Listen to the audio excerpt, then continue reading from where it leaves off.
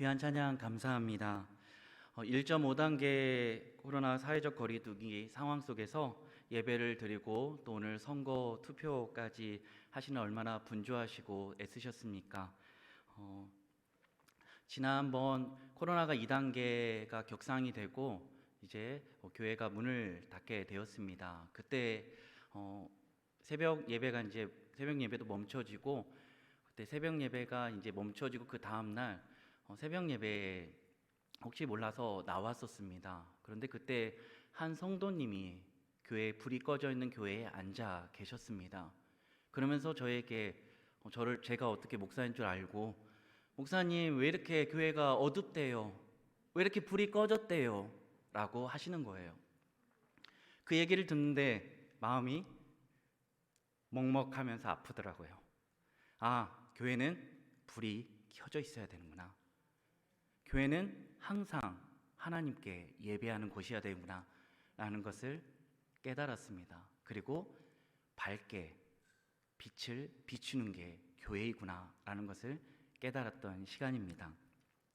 저는 중고등부를 맡고 있습니다. 좀 전에도 보다시피 오랜만에 강대에서 설교를 하다 보니까요, 입술이 바짝바짝 탑니다. 네. 그러면 물을 많이 먹었는데요, 성도님들께서 저를 위해서 중보해 주시고요. 특별히 이 시간에 제가 중고등부를 맡다 보니까 항상 제가 하고 있는 게 있습니다. 말씀 시간에 사랑의 인사를 꼭 빠지지 않게 하고 있습니다. 사랑의 인사는 사랑의 표현입니다. 표현하지 않으면 사랑한다라고 느끼지 못합니다. 그래서 사랑의 표현으로 우리가 서로가 하나님 안에서 사랑 안에 한 몸 한 지체를 이뤘잖아요. 그래서 이 시간에는 우리 옆에 있는 분들과 사랑의 인사를, 주님 안에 사랑합니다. 네, 주님 안에 사랑합니다. 주님 안에 사랑합니다. 주님 안에 사랑합니다. 네, 사랑합니다. 네, 코로나 때문에 굉장히 좀 위축되어 있지만 그럼에도 불구하고 이 사랑의 인사는 계속되어야 될 것입니다. 집에 가서도요, 사랑의 인사를 계속해야 됩니다. 오늘 가서만 하는 게 아니라 계속해야 그게 이제 정말 사랑의 인사가 진실해져 갑니다. 오늘 그것을 잊지 않고 나아갔으면 좋겠습니다. 사랑하는 성도 여러분, 우리가 성경을 볼 때 성경의 주제는 늘 항상 오직 예수 그리스도입니다. 그런데 이것을 이제 주제를 좀 나누자고 한다면 네 가지로 나눌 수가 있습니다. 그 첫 번째는 오직 예수 그리스도입니다. 두 번째는 바로 십자가의 희생과 그리고 예수 그리스도의 부활입니다. 부활의 소망입니다. 세 번째는 전체를 아우르고 계시는 하나님의 은혜이고요. 네 번째는 구원을 결코 이룰 수 없는 인간의 불가능성에 대해서 성경은 끊임없이 말씀하고 있습니다. 그래서 오늘 우리가 만나려고 하는 책이 바로 성경 말씀이 사실은 우리가 굉장히 부담스럽게 여기고 힘들어하는 책을 오늘 하나님 말씀을 전하려고 합니다. 그 말씀은 오늘 요한계시록입니다. 요한계시록은 서두에도 분명하게 말씀하고 있습니다. 성경 전체는 뭘 말한다고요? 예수 그리스도를 말한다고 했죠. 그러면 요한계시록도 뭘 말하겠습니까? 예수 그리스도를 말하는 겁니다. 그래서 요한계시록 1장 1절 말씀을 이 시간 함께 한 장만 넘기시면 됩니다. 읽도록 하겠습니다. 예수 그리스도의 계시라. 이는 하나님이 그에게 주사 반드시 속히 일어날 일들을 그 종들에게 보이시려고 그의 천사를 그 종 요한에게 보내어 알게 하신 것이라. 아멘. 바로 예수 그리스도의 계시라. 이 계시는요, 영어로도 단수로 되어 있고요, 이 헬라어로 아포칼리시스라고 하는데요, 이것도 단수입니다. 그래서 그냥 한 가지를 말하는데 그게 바로 예수 그리스도에 대해서 말합니다. 그래서 예수 그리스도가 누구신지, 그분의 영광과 위엄은 어떠한지, 그리고 장차 이 땅에 다시 오실 예수 그리스도는 어떠한 모습으로 올 것인지에 대해서 분명하게 말씀하고 있는 게 오늘 요한계시록이라는 겁니다. 특별히 오늘 보고 있는 2장부터 이제 3장 살펴보게 되는데요, 2장부터 3장은 7개, 소아시아에 있는 7개 교회를 소개하고 있습니다. 이 소아시아는 지금의 터키 서부 지역에 있는 교회들을 의미한데요, 이 서부 지역에 있는 7교회만 초대교회에 있었던 건 아닙니다. 많은 교회가 있었는데 왜 하나님께서 예수 그리스도를 통하여 7교회만 말씀하시는 걸까? 히브리 사람들의 숫자의 의미를 보면 정확히 분명하게 알 수 있습니다. 히브리 사람들은 3이라는 숫자를요, 하늘이라고 표현합니다. 그래서 우리가 삼위일체 하나님이라고 표현하잖아요. 이거 4라는 숫자는 땅의 숫자입니다. 그러니까 3 플러스 4는 몇이죠? 7입니다. 그래서 성경은 7은 완전수라고 이야기합니다. 또 완전수는 하나가 더 있습니다. 12입니다. 왜 12가 나오죠? 네. 3 곱하기 4는 네. 초등학교 제대로 나오셨네요. 네. 맞습니다. 3 곱하기 4는 12입니다. 왜냐하면 하늘과 땅이 일치하기 때문에 그거를 완전수라고 말씀하고 있는 겁니다.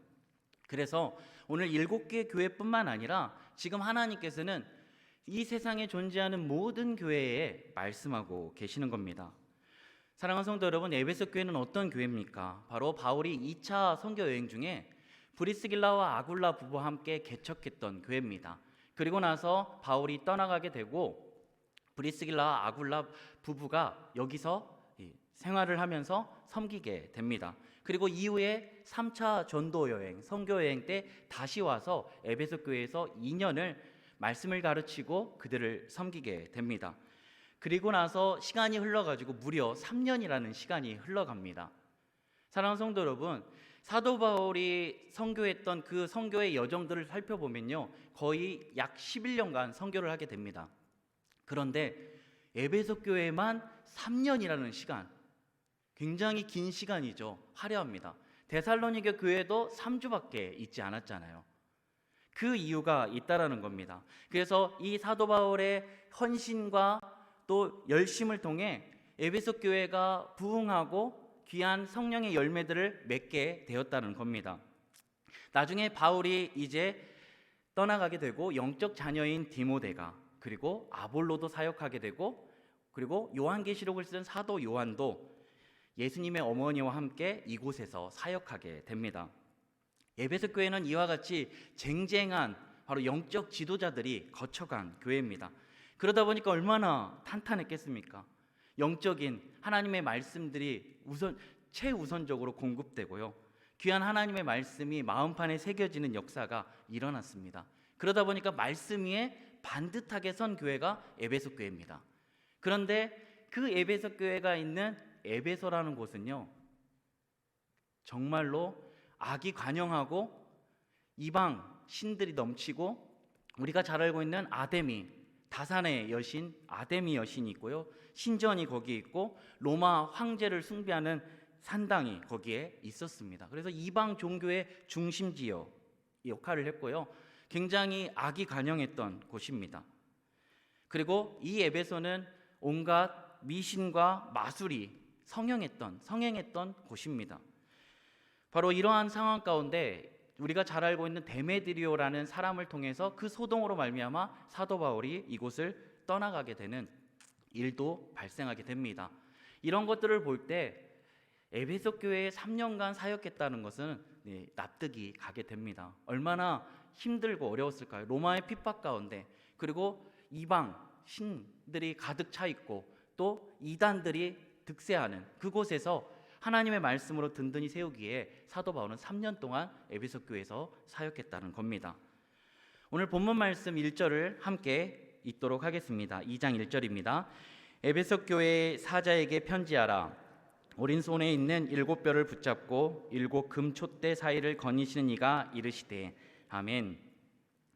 에베소는 영어로 달링이라는 뜻이 담겨져 있습니다. 달링은 뭐죠? 연인이라는 뜻이 담겨져 있죠. 예수님께서 연인과 같이 여긴 사랑했던 교회가 바로 에베소 교회입니다. 그리고 오늘 본 것처럼 7 금촛대 사이를 예수님께서 지나가시게 됩니다. 이 의미는 뭐냐면 바로 에베소 교회가 금촛대와 같은 역할을 한다는 겁니다. 바로 빛을 비추는 역할, 어둠 속에서 그 에베소의 어둠이 임하고 죄가 관영했던 그곳에 빛을 비추는 교회가 바로 에베소 교회였다는 겁니다. 그리고 그곳에서 말씀으로 선 그곳에서 하나님의 복음을 전하는 전진 기지가 바로 에베소 교회였습니다. 그러다 보니까 예수님은 이들에게 칭찬하게 됩니다. 오늘 2절, 3절 말씀을 함께 읽도록 하겠습니다. 내가 내 행위와 수고와 내 인내를 알고 또 악한 자들을 용납하지 아니한 것과 자칭 사도라 하되 아닌 자들을 시험하여 그의 거짓된 것을 내가 드러낸 것과 또 내가 참고 내 이름을 위하여 견디고 게으르지 않은 것을 아노라. 아멘. 무엇을 칭찬합니까? 첫째는 행위와 수고를 인내했다는 겁니다. 둘째는 자칭 사도라 하되 아닌 자들을 시험하여서 그 거짓된 것을 드러냈다는 겁니다. 셋째는 예수님의 이름을 위하여 인내하고 게으르지 아니었다라고 오늘 칭찬하고 계십니다. 핍박과 이단의 미혹 속에서도 참으로 말씀에 바로 선 에베소 교회는 그 모든 것들을 다 견뎌내고 이겨냈던 건강한 교회였습니다. 그런데 세월이 흐르고 그 교회에 심각한 문제가 발생하게 됩니다. 오늘 본문 4절 말씀을 함께 읽도록 하겠습니다. 그러나 너를 책망할 것이 있나니 너의 처음 사랑을 버렸느니라. 아멘. 처음 사랑을 버렸다는 겁니다. 이 버렸느니라는 이 동사는요, 과거 직설법 능동태 단수입니다. 어렵죠? 그냥 쉽게 설명하겠습니다. 개개인이 이미 버렸고 지금도 버린 상태라는 겁니다. 처음 사랑을 버렸는데 지금도 여전히 버린 상태라고 하는 겁니다. 처음 사랑을 버렸다는 것은 무엇을 의미합니까? 그들이 비록 말씀을 깊이 깨닫고 이단을 잘 분별하고 행위가 완전하다고 해도 그 모든 것보다 가장 중요한 신앙의 핵심, 신앙의 목적, 신앙의 주제를 잃어버렸다라고 책망하고 계십니다. 그게 무엇입니까? 바로 예수 그리스도입니다. 바로 예수 그리스도, 나를 사랑하사 나를 위하여 자기 자신을 버리신 그 예수 그리스도를 잃어버렸다는 겁니다. 사랑하는 성도 여러분, 처음 믿었을 때 예수님을 사랑했던 그 감격적인 사랑 대신에 예수님보다 예수님의 말씀을 공부하는 그 자체를 더 사랑하고 예수님보다 예수님의 행위를 더 사랑하며 인내를 자랑할 만 했다는 겁니다. 그러다 보니까 왜 이것을 해야 되는지, 우리가 뭐 때문에 이것을 해야 되는지의 그 본질을 잃어버렸다는 겁니다. 에베소 교회는 예배를 참 빠짐없이 드렸습니다. 어려운 중에도 헌금을 드렸습니다. 힘을 다해 봉사했습니다. 기도에도 열심을 내며 말씀에 정통한 사역자들의 깊은 말씀을 배웠습니다. 배운 말씀을 행하는 교회였습니다. 이것을 통해 이것을 하는 이유가 있는데 그 분명한 이유가 사라지고 그리고 희미해졌다는 겁니다. 그리고 나서 그들은 어땠습니까? 형식만 남아버렸습니다. 껍데기만 남았다는 겁니다. 예수님을 향한 사랑이 식어버린 교회가 에베소 교회입니다. 사랑하는 성도 여러분, 주님이 원하시는 것이 무엇입니까? 예배의 형식과 모습을 제대로 갖췄어도 마음이 없는 예배를 하나님은 받지 않으십니다. 오늘날 우리가 끊임없이 하나님을 예배하러 모여도 마음이 없는 예배는 하나님 받지 않으신다는 겁니다. 그래서 이사야 선지자가 그렇게 말씀했잖아요. 누가 너희에게 이곳으로 나오게 했느냐? 너희는 이곳에 어딜지라도 마당만 밟고 간다라고 이야기했습니다. 사랑하는 성도 여러분, 오늘 우리가 하나님에 대한 예수 그리스도의 사랑이 없으면 오늘 우리가 예배를 드려도 마당만 밟고 갔다라고 책망하고 계시는 겁니다. 그럼 어떻게 해야 됩니까? 히브리서 3장 1절에 이렇게 이야기합니다. 그러므로 함께 하늘의 부르심을 받은 거룩한 형제들아, 우리가 믿는 도리의 사도이시며 대제사장이신 예수님을 깊이 생각하라. 아멘. 에베소 교회는 말씀의 깊이와 행위의 온전함이 있었으나 가장 중요한 신앙생활의 핵심이 빠져 있었습니다. 예수님을 향한 사랑입니다. 어떤 분이 이런 고백을 하더라고요. 십자가를 봐도 더 이상 눈물이 나지 않는 것에 눈물을 흘린다라고요. 그렇다면 어떻게 해야 됩니까? 오늘 5절 말씀을 이렇게 말씀합니다. 함께 읽도록 하겠습니다.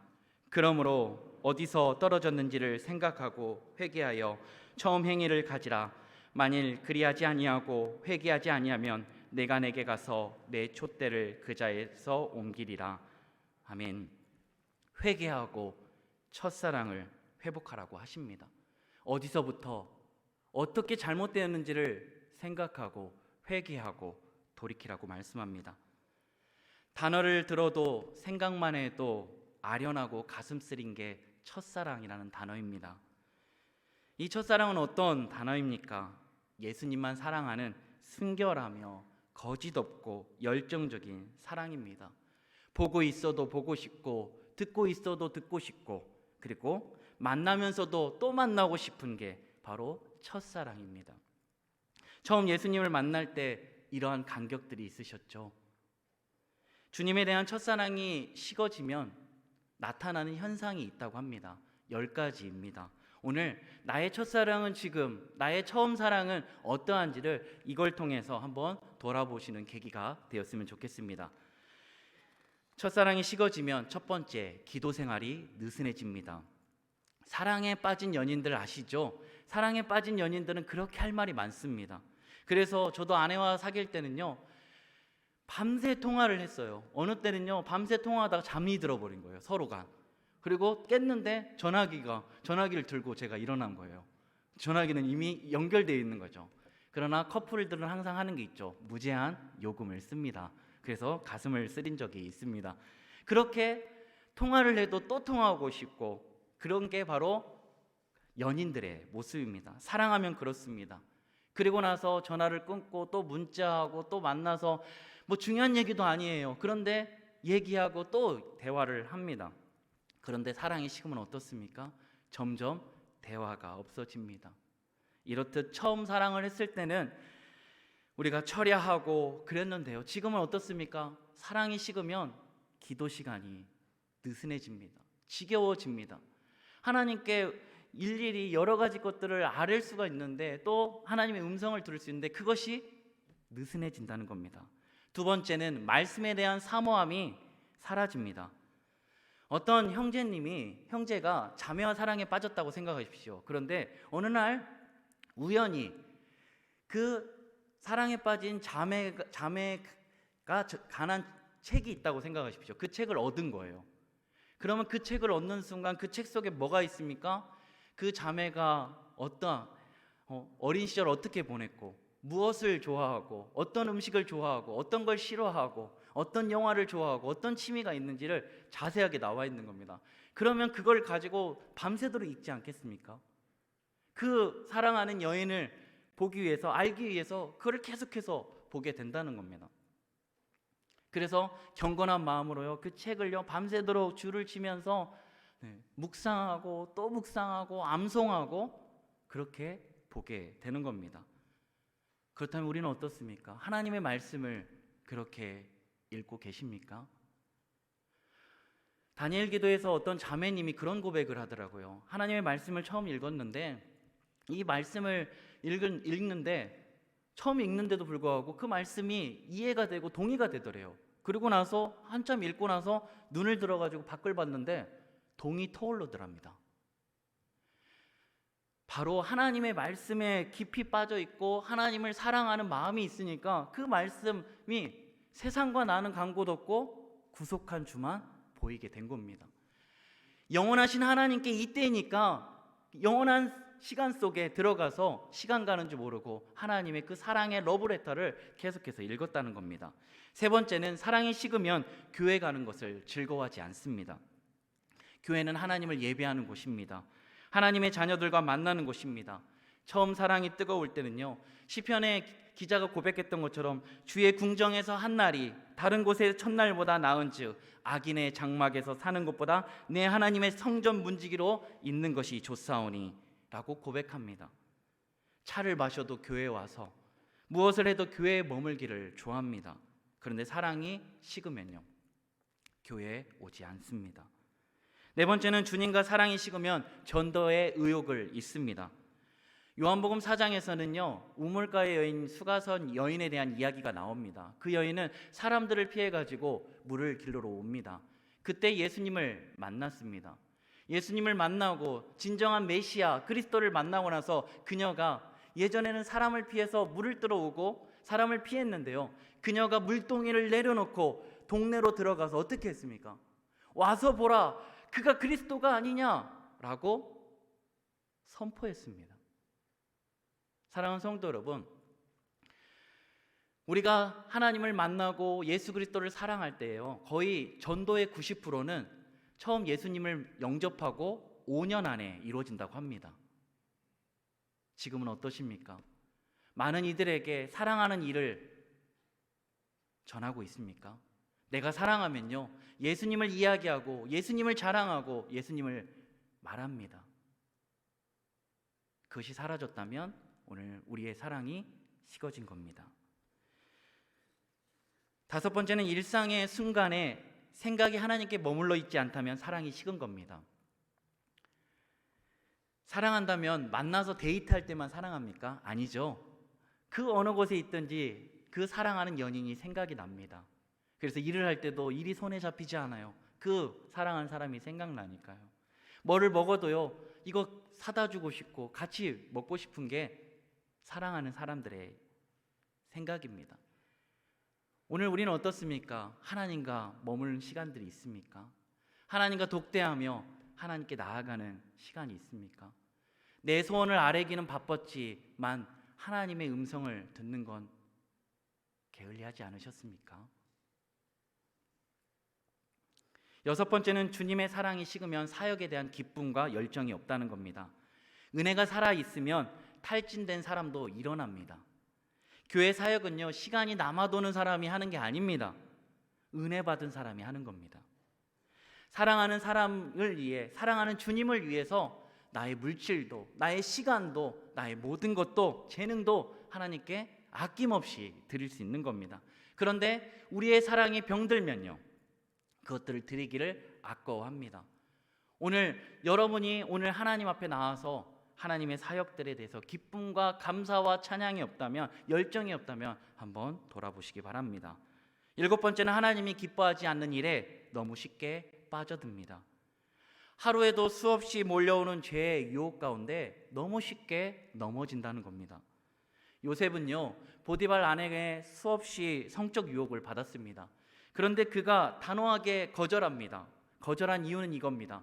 창세기 39장 9절은 이렇게 얘기합니다. 그런즉 내가 어찌 이 큰 악을 행하여 하나님께 죄를 지으리까. 늘 항상 요셉은 하나님 앞에, 하나님 안에서 살아갔습니다. 하나님께 죄를 짓지 않겠다는 겁니다. 사랑하는 성도 여러분, 하나님을 사랑하는 사람은 죄와 장난치지 않습니다.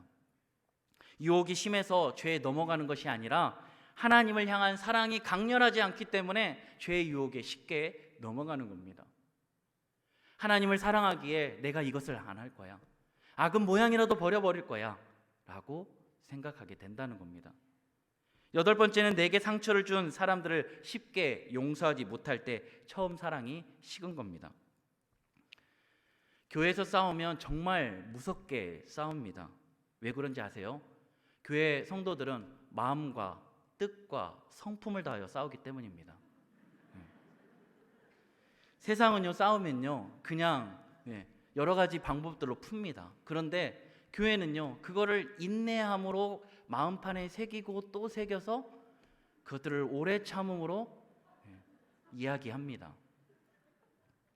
사랑하는 성도 여러분, 오늘 우리가 용서하지 못한 이유가 무엇입니까? 내가 살아있기 때문입니다. 갈라디아 2장 20절은 이제는 내가 사는 것이 아니요 오직 내 안에 그리스도께서 사시는 것이라고 말씀했습니다. 그런데 나는 죽어지고 예수로 살아야 되는데 계속해서 내가 살아있는 거예요. 예수님이면 용서할 수 있는 일인데 내가 살아있으니까 용서가 안 되는 거예요. 오늘 그거를 얘기합니다. 그래서 형제 사랑 지수는 주님 사랑 지수와 정비례합니다.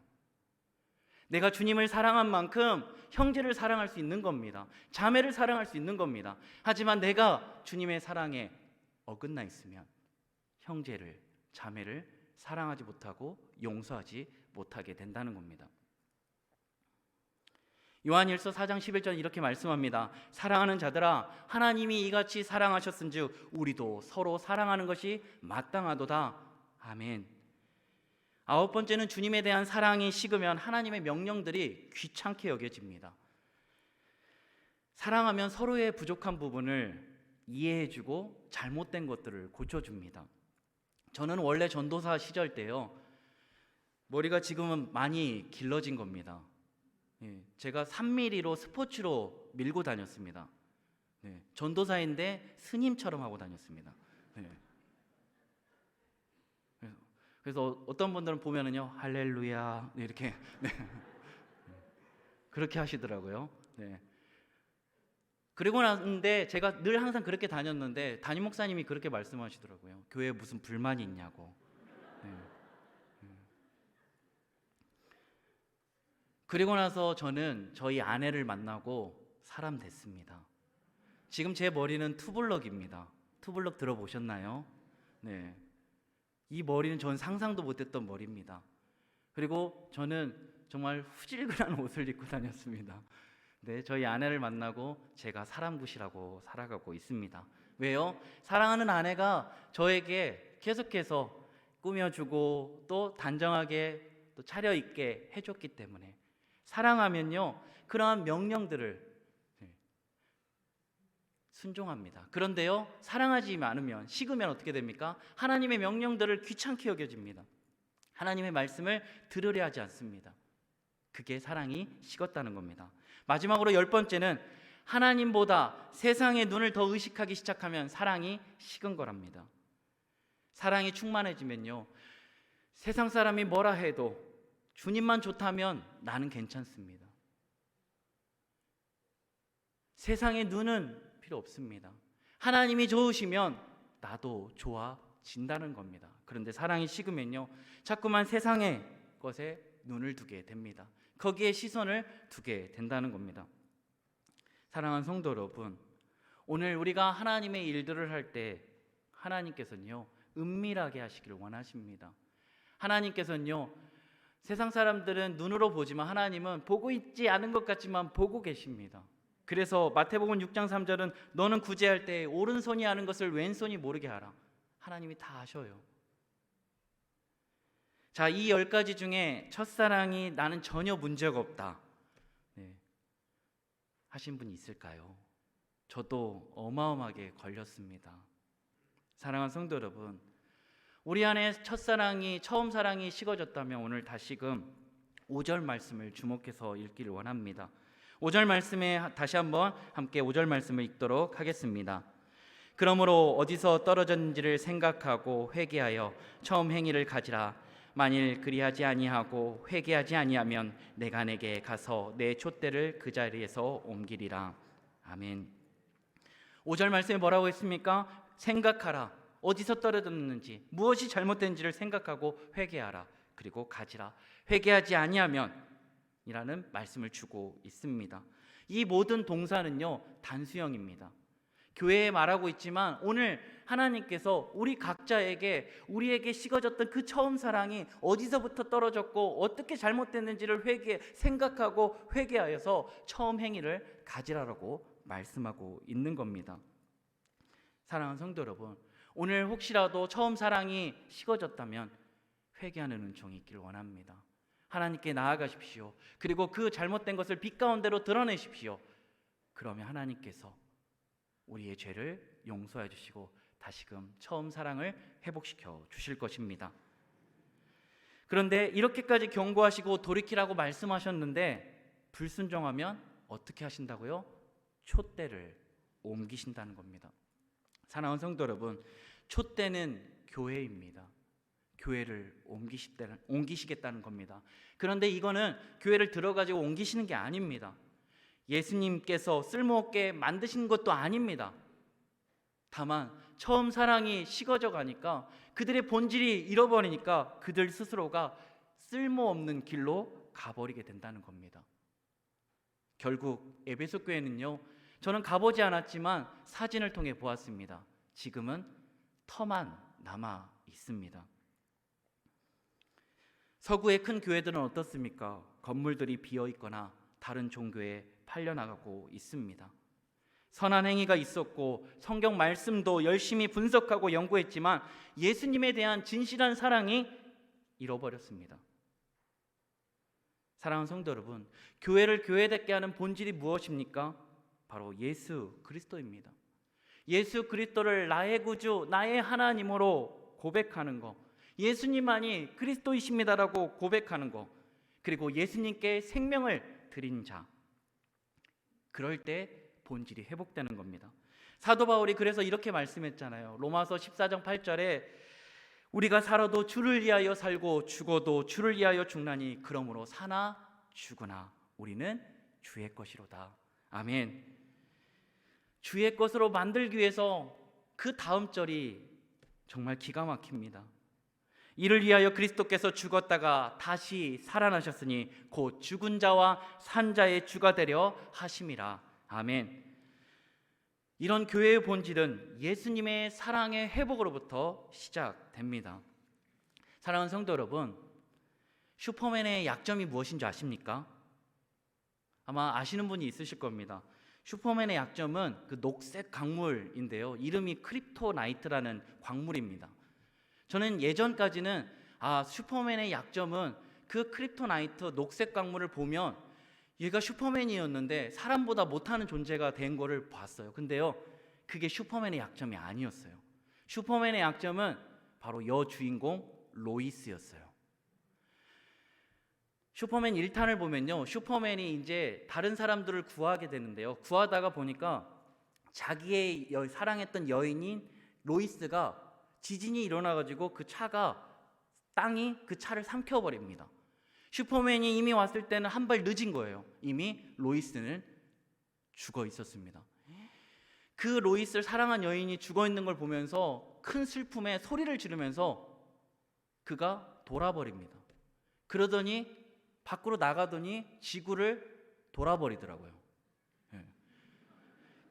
여주인공이, 그 사랑한 여인이 죽어서 돌아버리니까 지구를 그냥 자전축 반대 방향으로 빛보다 빠른 걸로 돌아버리더라고요. 그래서 시간을 거꾸로 돌려서 그 여인을 살립니다. 그런데 다른 버전에서는요, 그 여인을 위해서 그가 제일 싫어하는 그 크립토나이트를 들고 우주로 던져버리더라고요. 사랑하는 여인을 위해서는요, 그 모든 것들로 감당하더라고요. 여러분, 슈퍼맨보다 전능하신 하나님의 약점은 있을까요? 전 이걸 보면서 하나님의 약점은 바로 우리들이라는 사실을 깨닫게 되었습니다. 사랑하는 성도 여러분, 하나님이 뭐가 부족하십니까? 그런데요, 이미 우리를 창세전부터 그리스도 안에 사랑하시기로, 하나님의 자녀로 작정하시고 택하여 주셨다는 겁니다.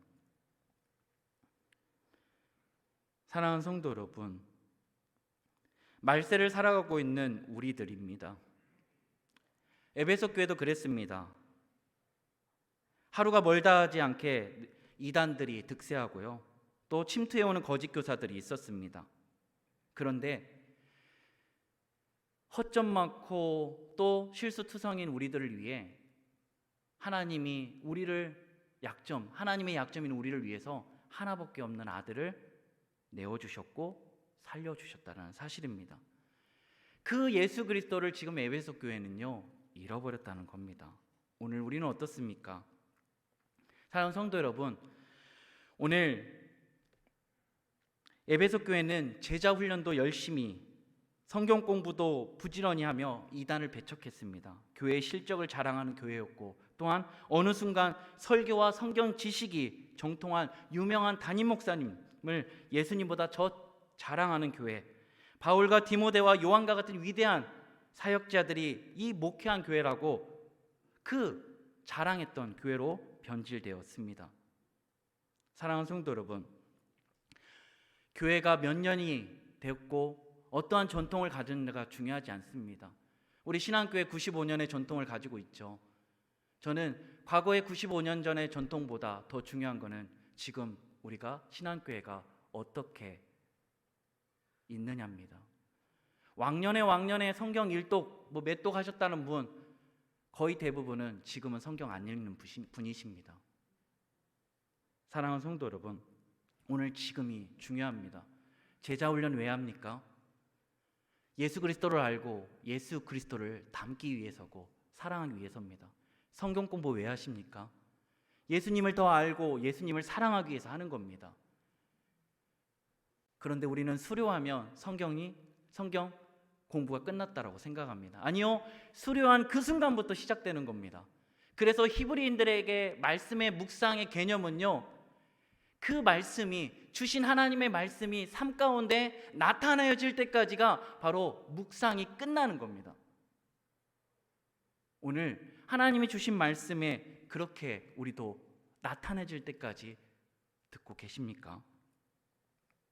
사랑하는 성도 여러분, 오늘 하나님께서는요, 예수님께서는 우리를 신부로 삼아 주십니다. 신랑 되신 예수님은요, 지금 우리를 위하여 처소를 예비하러 가셨습니다. 그리고 우리는 신랑 되신 예수님을 기다리는 정원 기간 가운데 있습니다. 정원 기간 중에 가장 한눈 팔지 않고 있는 것은 어떻게 해야 됩니까? 바로 예수님을 계속 묵상하고 생각해야 되는 겁니다. 사랑하는 성도 여러분, 유대인들은 보통 결혼식을 7일간 합니다. 그런데 그들이 선호하는 날이 있습니다. 그 날은 셋째 날입니다. 왜 셋째 날일까요? 제가 예전에 새벽 기도회 때도 한번 말씀을 드렸습니다. 셋째 날을 선호하는 것은 바로 셋째 날에 하나님이 천지를 창조하셨을 때 좋았더라가 2번 나옵니다. 그래서 이 셋째 날을 더블 블레싱 데이라고 이야기합니다. 이 결혼식을 그 셋째 날부터 7일간 진행되는데요, 이 결혼식의 하이라이트는 뭔지 아십니까? 신랑이 포도주 잔을 신부에게 건네주는 겁니다. 이 의미는 뭐예요? 바로 평생 동안 나의 신부가 되어주겠소라는 의미가 담겨져 있습니다. 보통 신부들이 그 포도주 잔을 받습니다. 오늘 왜 이 말씀 드립니까? 예수님께서도 성만찬 때 제자들에게 포도주 잔을, 예수님의 피가 담긴 그 피와 같은 포도주 잔을 건네줍니다. 그걸 받은 제자들은 어떤 마음으로 받은 겁니까? 예수님이 건네주시면서 나의 평생 동안, 내가 이 땅에 다시 올 때까지 나의 거룩한 신부로